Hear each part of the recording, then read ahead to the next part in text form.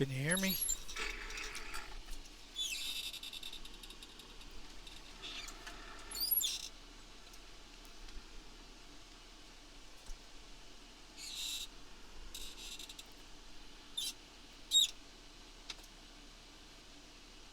We seem to be stuck somewhere here in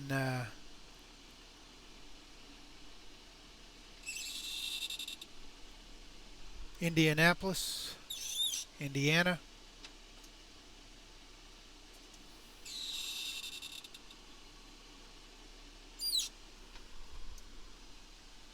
And the GPS is suggesting I carry on.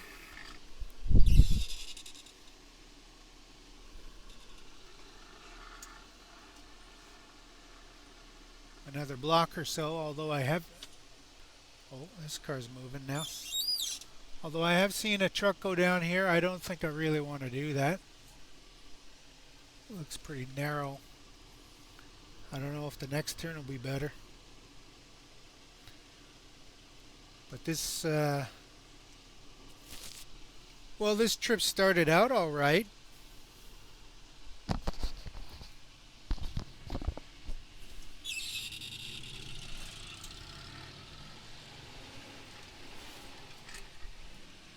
Oh, that street would have been okay.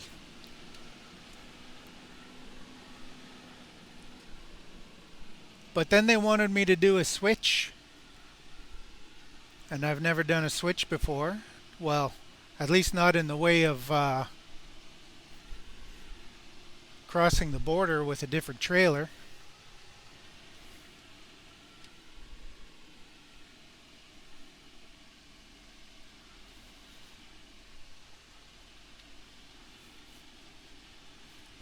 This reminds me of Broadway in Winnipeg. Turn right at the traffic light.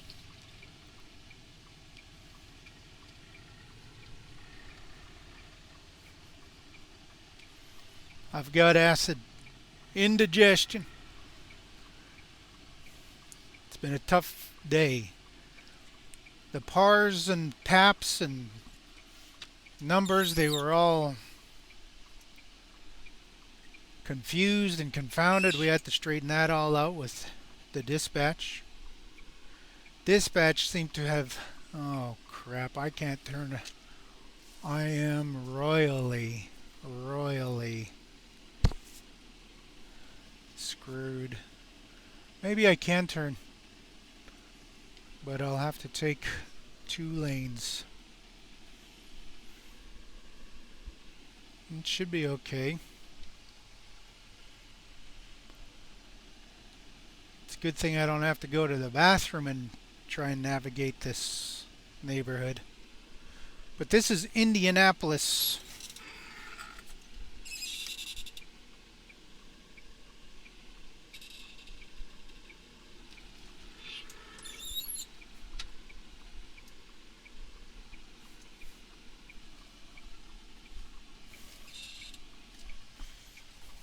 No, I can't do that. There is a big hole in the ground. So GPS is just going to have to take me somewhere else.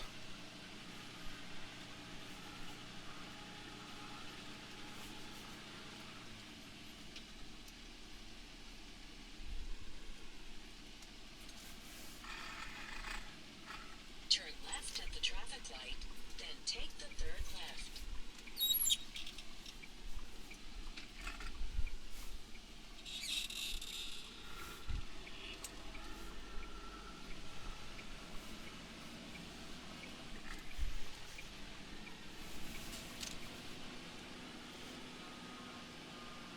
I got to get out of here.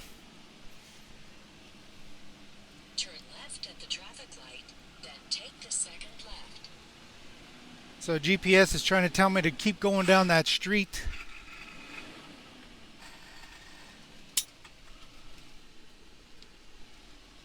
I could do it, but I don't know. I have clearance up ahead.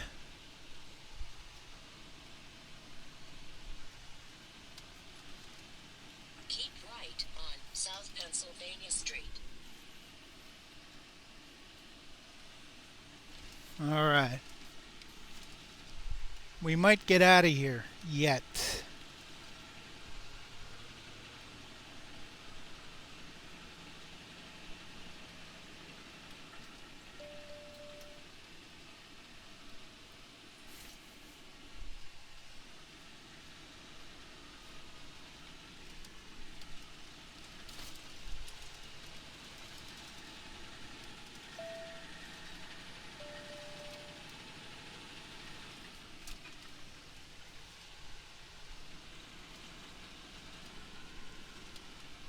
Well, I've been through worse.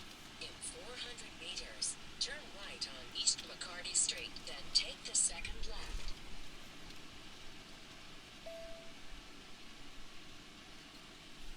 I'm glad I didn't rip down any power lines.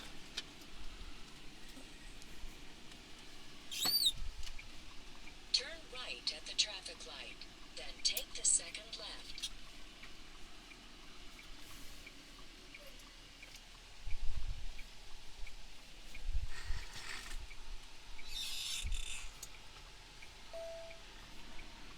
Turn left at the traffic light, then keep left. Tandem's cleared.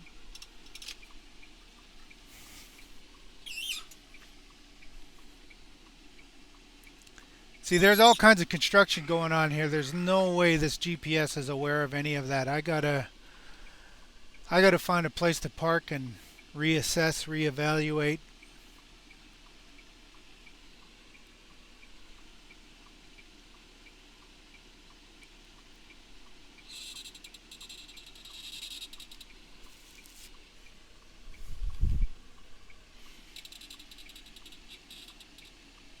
Nice to be down here among the common folk, though. Driving around way up there on the freeways. You don't get to see what's going on down here. I'm pretty tired.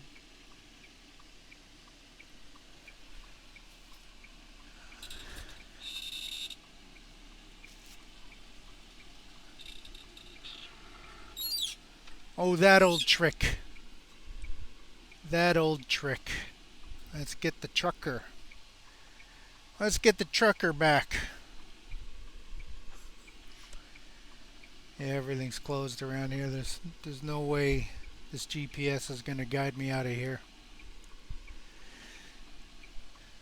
So yeah, first of all, the dispatch seemed to think that they could link myself and some other driver up.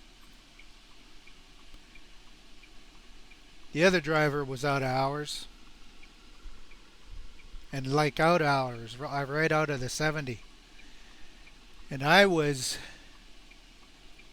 got plenty of hours, but I was out of hours for that day. But they told me call in later on tonight to get more details. So I did. And I had been received new instructions saying, "Oh no, you don't have to get there tonight. You could leave in the morning. You've got plenty of time now. Everything's changed. Just go as far as you can or as far as you want. Pull over and shut her down, and you can go and get there tomorrow morning." Well, that was a load of horse shit. Keep left to I-70 East.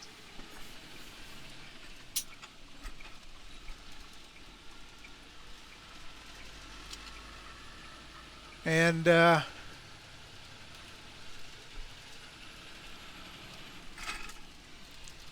well, and so yeah, so I shut her down. I pulled over, and I closed the curtains. I was shut down.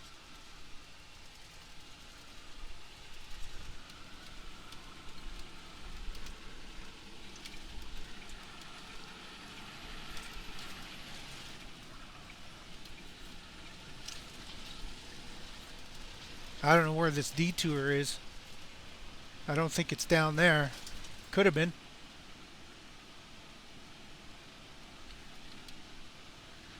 Well. And then about an hour and a half later, I decided to check the satellite to see what time it was. And I saw a message there. It said, "You have a new message." So I checked the message. I shouldn't have. And it said, "Please call in to the office to confirm your switch tonight." And now I was confused. Why would I be switching tonight when you told me an hour and a half earlier, 2 hours earlier, that I could shut her down? Take exit That I 78 didn't have to be there until the morning. Harding Street.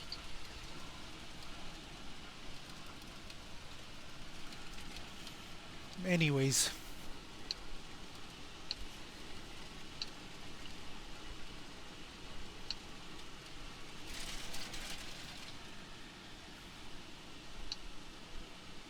I'm going to go to this Flying J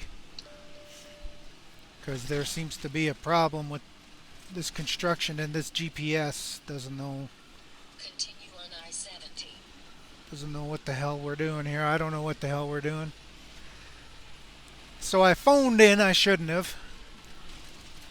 And all of a sudden, everything, there was all kinds of confusion. New plans were being made right on the fly.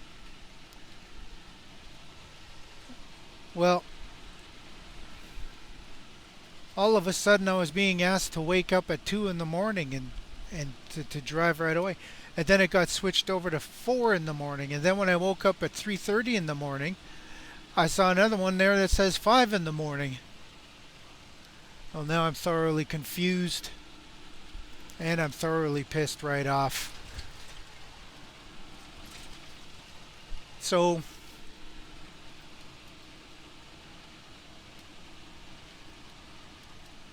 I disregard the 5 o'clock in the morning one, and I know I didn't get my full 10 hours, but I'm aware that there's a split shift allowed now due to the pandemic.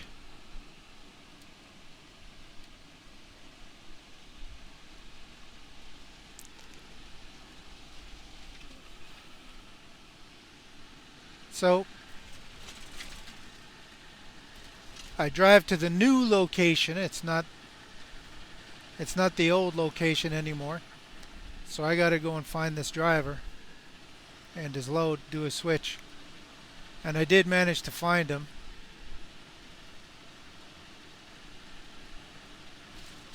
And did the switch. The paperwork was all screwed up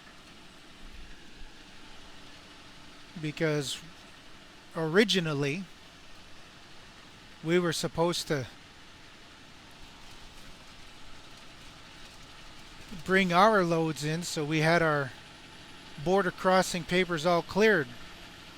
PARS was cleared, even got transaction numbers and all. Well, I'd never done a switch cross border before.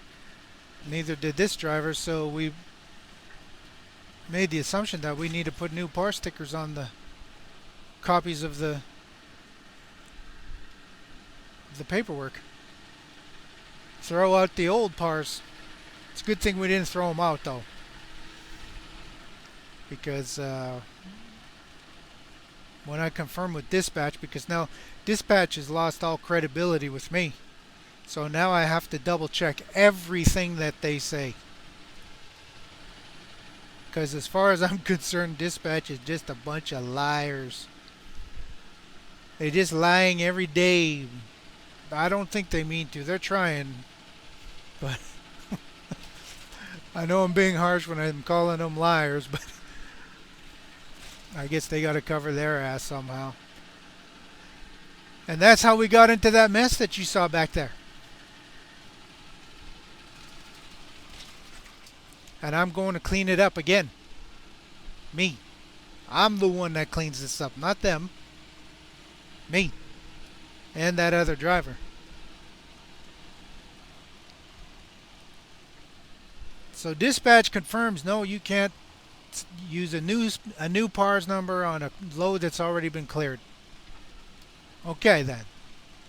What do I do next? Do I got to fill out a new ACI, all this and that? And they weren't getting back to me, so I figured it out for myself. I got to fill out a new ACI. But they didn't want me to throw away my old copies of paperwork. It's all confusing. I had to talk to them on the phone for about 20 minutes, get them to figure it all out. Once we got it all figured out, I was able to leave. But you got to understand, when you've only had about maybe, well, technically I had about 6 hours sleep, but I don't think I really slept because what happened after that last phone call, where plans had been changed around and new plans were being made on this switch. When all of that happened, I couldn't fall asleep. I know it wasn't my fault. I know I did what I had to do. I phoned in and verified what I had to do, and I was given the wrong information. I was told I could shut her down early and head her in there in the morning. But I couldn't fall asleep because now I was confused. I was pissed off because now I had to change my schedule to accommodate someone's mistake. And I didn't particularly appreciate that. So what I went and did is I woke up and I sent them a text message telling them that. Not in a mean and nasty way, just telling them the facts. Here's what happened. Step 1. You told me to do this. Step 2. I wasn't able to do it. Step 3. I called in. Step 4. I was given information. Step 5. I followed that information. Step 6.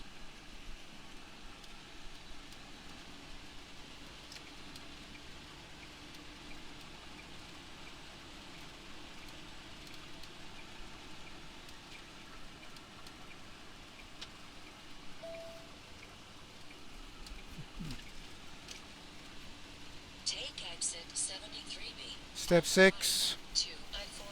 You're lucky I called in, because this would have been a huge clusterfuck. Straight up. I'd have woken up at 6:30 in the morning.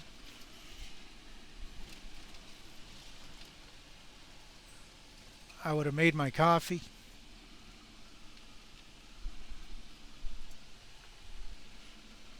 And then I would have got your message to call in and confirm for this garbage.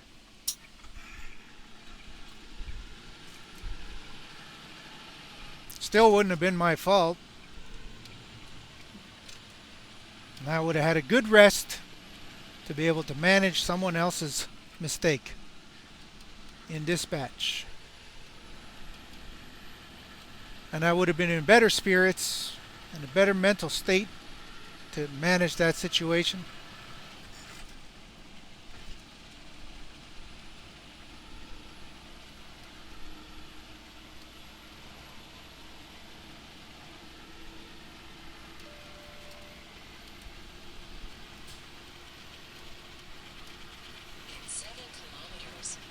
Anyways, I'm going too fast.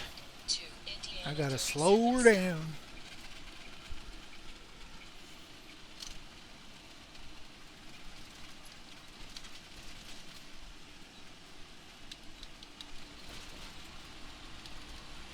But no, that didn't happen. I woke up at 3:30 in the morning because I was told to leave by 4, and I left at 4 in the morning. I drove for 3 hours and I did make it to the switch on time as per new instructions. And that's when we made the paperwork mistakes. So it all adds up. You're totally, thoroughly confused and pissed right off. But you can't show it. You got to call in to dispatch and try to work all this out without raising your voice and without getting frustrated. And you could just tell between myself and dispatch, everyone was trying to be diplomatic. But this whole problem lands on the one person who gave me the wrong information, telling me, oh, you could shut down for the night. Lots of time. You can just drive in the morning anytime you want. Anytime in the morning. Just drive what you can tonight. Drive what you can tonight. Do what you can. Do your best. Isn't that what they always say? Do your best. Do what you can. Well,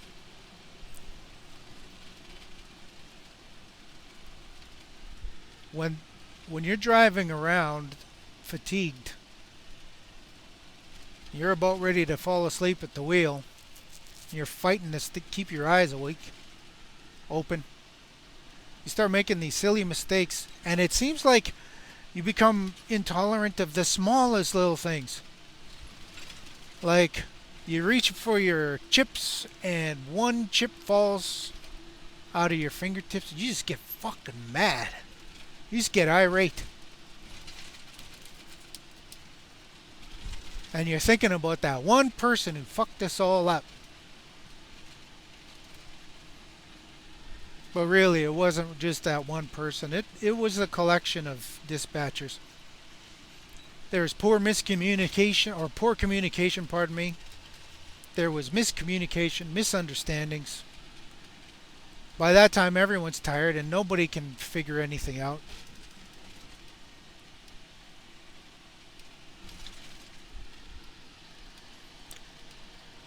You know, I think if dispatch didn't push it between myself and the other driver, they were trying to get that driver to run to the last minute of his hours of service, to get as close as he can to me, and then to run me to the closest last minute of my hours. In 1.5 kilometers, take exit 4 on the right to Indiana 37 And even if we could have done that, it would have been better than telling me that I could just go to sleep, wake up in the morning at any time and just get there. But when you're a trucker, you got to read minds. You got to anticipate. But most of all, you have to learn to say no. Most of all. No, it can't be done. You'd have to defy the laws of physics or the law to get it done. And you can't with a satellite electronic logs. And so that's how that all went, and that's why you seen me in downtown Indianapolis. Fine town it is. And now I'm going to my place of safety here.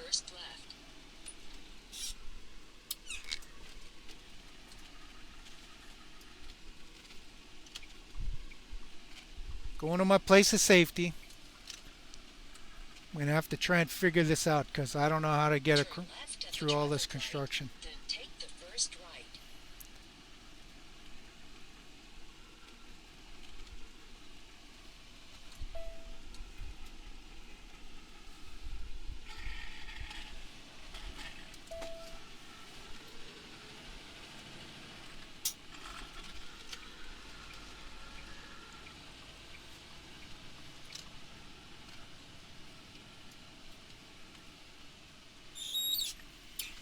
There it is. That's my salvation.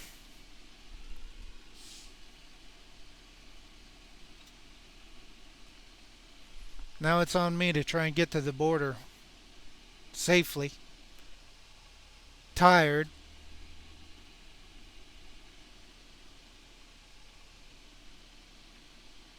And I had to calculate all of this problems, all of these problems with traffic and detours. I had to factor that all in on my estimated time of arrival at the border.